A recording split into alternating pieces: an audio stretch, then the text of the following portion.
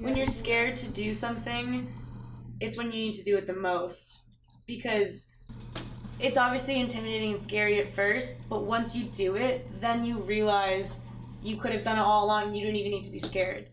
Historically, forever, women's rugby has never gotten the full amount of funding from student government that club sports are allowed to have, which is $6,000 a year. Other sports have come close to it, including the men's rugby team. And for the longest time, since women's rugby isn't like as developed just culturally as a sport, we never were able to get as much money, and it set us back. With rugby, it's so physically demanding and so mentally demanding in a way that other sports can't really compare, just because of what you're actually doing and how complex the rules are.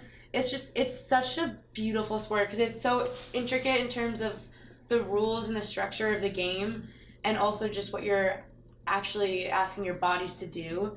So I think, like, being females, it's obviously like less, like, we're not expected or thought of as being able to play a sport that the rules are the same.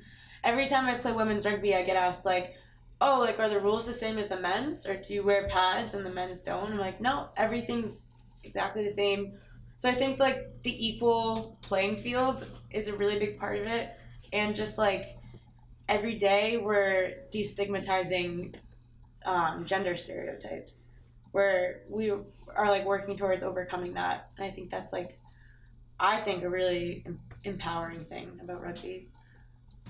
We have to do a lot of things for ourselves in terms of, like, the organization and structure of our team.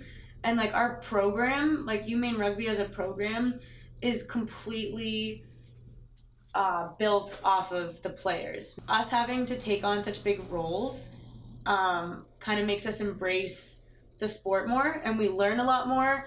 And we also have to go through obstacles, raising money, planning all of our events and games. And I think going through all of that brings us closer together as a team. And, like, ultimately, like, rugby as a sport only works if the team's on the same page. You can all be, like, individual athletes that are really talented, but if you're not working together, you're not gonna succeed. And I think our team is really good because we do have to go through a lot of bullshit together, and you take on big roles, but, like, at the end of the day, it makes you prepared to take on, like, a big role on the field. We've gotten ourselves up on the same level as the men pretty much with absolutely everything at this point. And at first it was intimidating because they would get more than us, and I would try and I would get shut down. And then, like, we just, like, stood up for ourselves more, and we handled it in different ways, and now everything's equal. All we have to do is really, like, decrease the social stigma of women's rugby to get everyone to realize that just because we're the women's rugby team and not the men's rugby team doesn't mean we're any less of a team. Going from, like, really never winning games and maybe having 15 players in our season to being, like, undefeated and doing so well in playoffs and, like, winning championships and coming close to winning championships, and now having the opportunity to play in a national cup for sevens, which is something we've never even done a sevens rugby season before. So, like, all of these things, I think student government was like, wow, like, they're up on the same competitive level that the men's team are, and I think they're starting to realize, like, this is women's rugby, and, like, they're doing just as well, if not better at times than the men. Like, let's pay attention to them. So, like, we really, like, made them pay attention to us and showed them that it was worth their time and their money.